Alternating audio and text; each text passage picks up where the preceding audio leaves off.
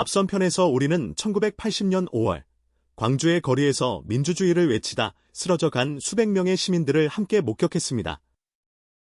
그들의 피가 채 마르기도 전에 한국 사회는 더 깊은 어둠 속으로 빠져들고 있었습니다.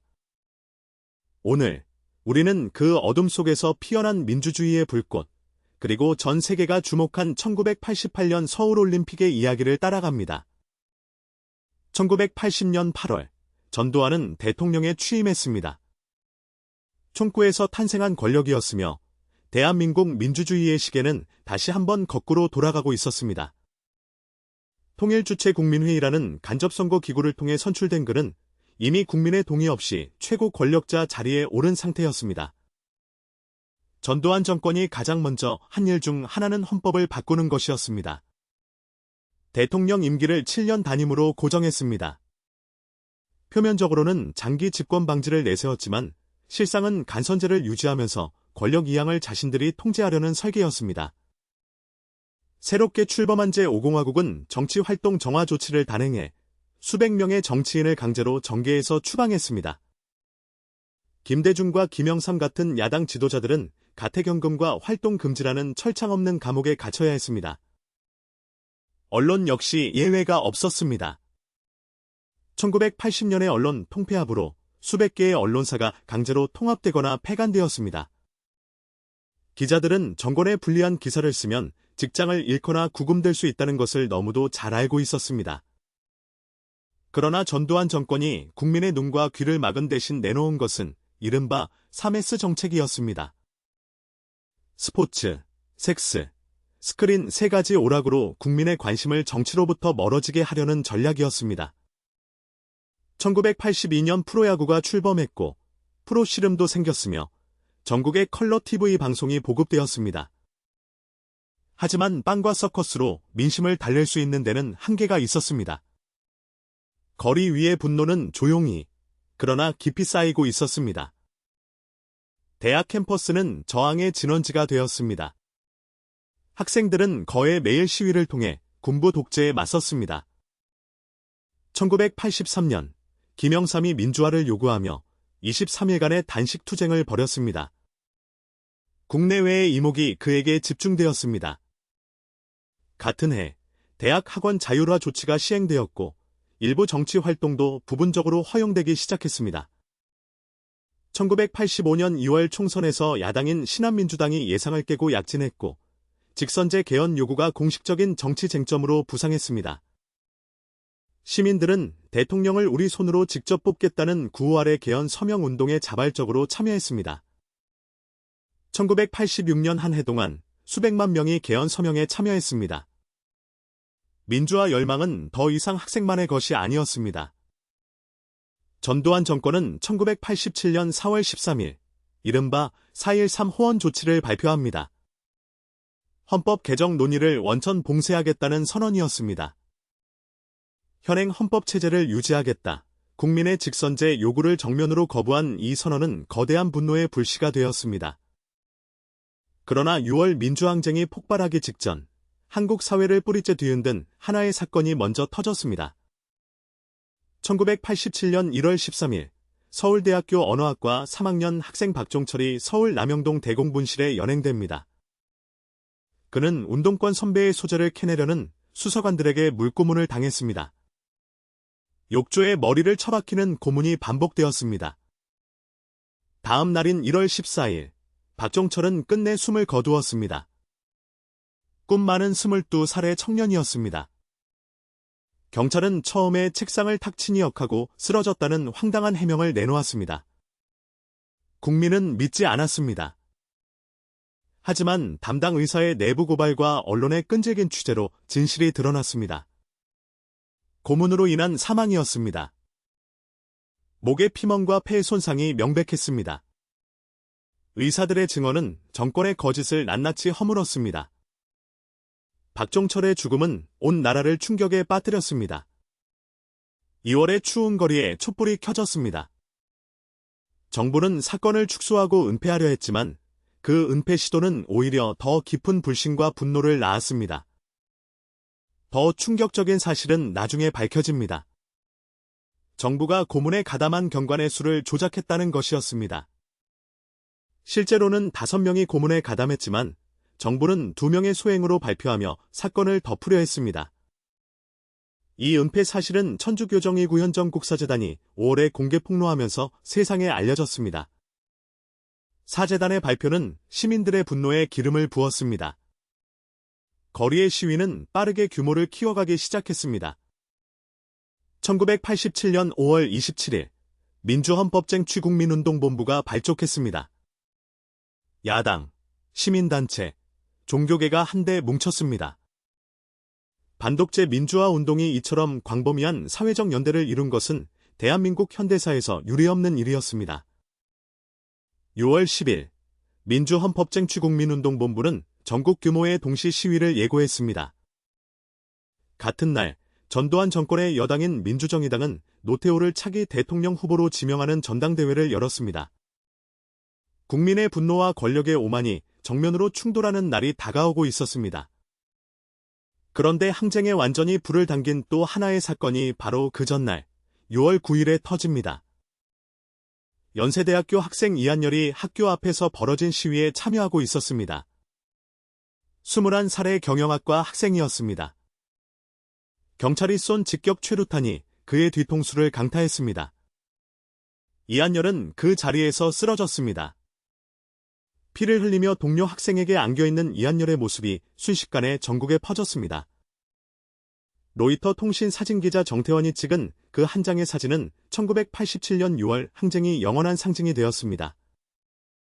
6월 10일 전국 22개 도시에서 동시다발적으로 시위가 터졌습니다.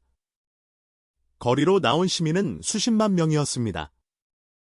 학생만이 아니었습니다. 넥타이를 맨 직장인들이 건물 창가와 거리에서 함성을 지르며 합류했습니다. 서울 명동성당에서는 시위대 수백 명이 농성에 들어갔고 일반 시민들이 음식과 물을 전달하며 연대를 표했습니다. 전국 주요 도시마다 최루탄 연기가 자욱했고 매일 밤 시위는 계속되었습니다.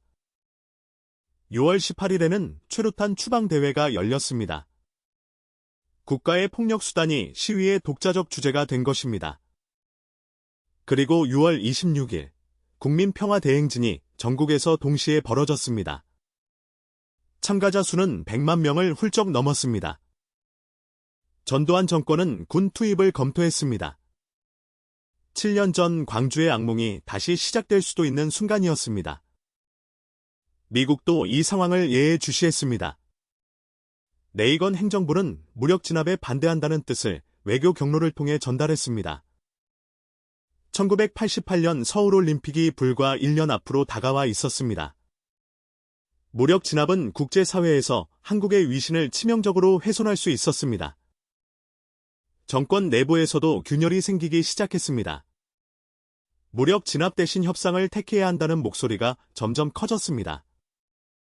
그리고 1987년 6월 29일 어느 누구도 예상하지 못했던 기적 같은 일이 대한민국에서 일어났습니다. 민주정의당 대통령 후보 노태우가 전격적으로 기자회견을 열었습니다. 전 국민이 숨을 죽이고 지켜보았습니다. 대통령 직선제 개헌을 수용하겠습니다. 노태우의 입에서 나온 이 한마디가 역사를 바꾸었습니다. 6.29 민주화 선언이었습니다. 국민이 직접 대통령을 뽑을 권리를 쟁취한 역사적 순간이었습니다. 선언의 내용은 직선제 수용만이 아니었습니다. 김대중 사면 복권, 언론 자유화, 지방자치제 실시 등이 포함되었습니다. 거리에서는 환호성이 터졌습니다. 수십 년간 억눌렸던 민주화의 열망이 드디어 제도적으로 인정받는 순간이었습니다. 비판적 시각도 존재했습니다. 일부는 6.29 선언이 진정한 민주화가 아니라 군부 세력의 정치적 계산이었다고 평가했습니다. 실제로 노태우와 전두환은 사전에 긴밀히 협의했으며 6.29 선언은 정권이 변화를 통제된 방식으로 관리하려는 시도이기도 했습니다. 그러나 결과적으로 국민의 목소리가 군사정권을 물러서게 만들었다는 사실만큼은 부인할 수 없었습니다. 1987년 10월 27일 개정헌법이 국민투표를 통해 확정되었습니다. 찬성률은 93.1%였습니다. 5년 단임 직선제 대통령 1987년 헌법은 그 후 수십 년이 지난 지금도 대한민국의 최고 규범으로 살아 있습니다. 그 이한열은 어떻게 되었을까요? 6월 9일 최루탄에 쓰러진 이후 그는 27일간 의식을 회복하지 못했습니다. 1987년 7월 5일 이한열은 끝내 세상을 떠났습니다. 나이 21살이었습니다. 7월 9일 서울시청 앞 광장에서 열린 그의 노제에는 무려 100만 명이 넘는 시민이 모였습니다. 그의 죽음은 민주주의를 향한 여정이 얼마나 많은 희생 위에 서 있는지를 온 국민의 가슴에 새겼습니다. 1987년 12월 16일 대한민국 역사상 처음으로 국민이 직접 대통령을 선출하는 제13대 대통령 선거가 치러졌습니다. 하지만 결과는 민주화 진영을 허탈하게 만들었습니다. 야당의 분열이 승리를 눈앞에서 가로막았습니다. 김영삼은 28%를, 김대중은 27%를 득표했습니다. 두 사람의 표를 합치면 과반을 훌쩍 넘는 수치였습니다. 노태우는 36.6%의 득표율로 당선되었습니다. 대통령 직선제 역사상 가장 낮은 득표율의 당선이었습니다. 민주화 운동 진영은 깊은 좌절감에 빠졌습니다. 그러나 직선제 대선이 치러졌다는 사실 자체는 거대한 역사적 성취였습니다. 노태우 정권은 군부와 민주화 사이에 과도기적 성격을 띠었습니다. 하지만 그 시기에 한국 역사에 또 다른 경이로운 장면이 펼쳐지고 있었습니다. 1988년 9월 17일 토요일 오전, 잠실 주경기장의 하늘을 향해 올림픽 성화가 힘차게 타올랐습니다. 제24회 서울올림픽이 개막한 것입니다. 한국 근현대사를 통틀어 가장 경이롭고 감격스러운 순간 중 하나였습니다. 한국이 처음 올림픽 유치 의사를 밝혔을 때 세계는 반신반의했습니다. 과연 저 나라가 가능하겠는가? 1981년 9월 30일 서독 바덴바덴에서 열린 IOC 총회에서 서울이 나고야를 누르고 1988년 올림픽 개최지로 선정되었습니다. 당시 한국의 1인당 GDP는 약 1,700달러였습니다.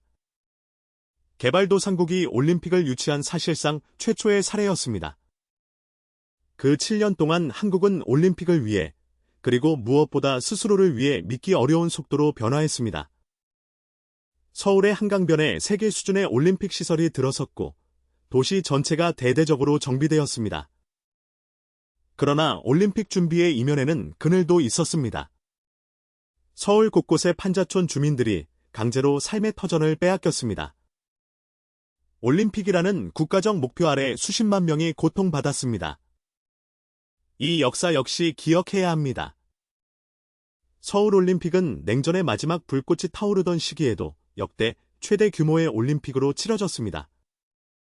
1980년 모스크바, 1984년 르아 올림픽은 동서 진영의 맞보이콧으로 반쪽짜리 대회가 되었습니다. 그러나 서울올림픽에는 159개국이 참가했습니다. 소련과 동유럽 국가들도 대거 복구했습니다. 냉전의 틈새에서 서울이 동서를 잇는 화합의 무대가 된 것입니다. 이는 외교적으로도 대단한 성취였습니다. 개막식에서 굴렁쇠를 굴리며 경기장으로 혼자 들어온 소년의 모습은 순수한 화합의 상징으로 전 세계인의 기억에 새겨졌습니다. 코리아나가 부른 손에 손잡고는 전 세계 방방곡곡에서 올림픽의 노래로 울려 퍼지며 시대의 앤섬이 되었습니다. 한국 선수단은 금메달 12개, 은메달 10개, 동메달 11개로 종합 4위라는 역대 최고 성적을 달성했습니다. 그중 여자 핸드볼 팀의 금메달은 특별한 감동을 자아냈습니다. 세계 최강을 연이어 꺾은 기적의 행진이었습니다. 양궁, 유도, 복싱에서도 금메달이 쏟아지며 한국 스포츠의 저력이 전 세계에 당당히 입증되었습니다. 서울올림픽은 한국이 더 이상 전쟁과 가난의 나라가 아님을 전 세계에 선언한 역사적 무대였습니다. 6.25 전쟁의 폐허에서 불과 35년 만에 세계인을 맞이하는 올림픽을 개최한 것, 그 자체가 세계사에 유례없는 성취였습니다. 1987년 6월에 거리에서 외쳤던 민주주의, 그리고 1988년 9월의 경기장에서 불꽃처럼 타오른 올림픽 이 두 장면은 뗄 수 없는 하나입니다. 민주화와 경제성장, 국제화가 동시에 이루어진 이 시기야말로 현대, 한국의 정체성이 형성된 가장 핵심적인 시간이었습니다. 다음 편에서는 1990년대로 넘어갑니다. 문민정부의 출범과 함께 대한민국을 뒤흔든 IMF 외환위기의 충격을 함께 따라가겠습니다.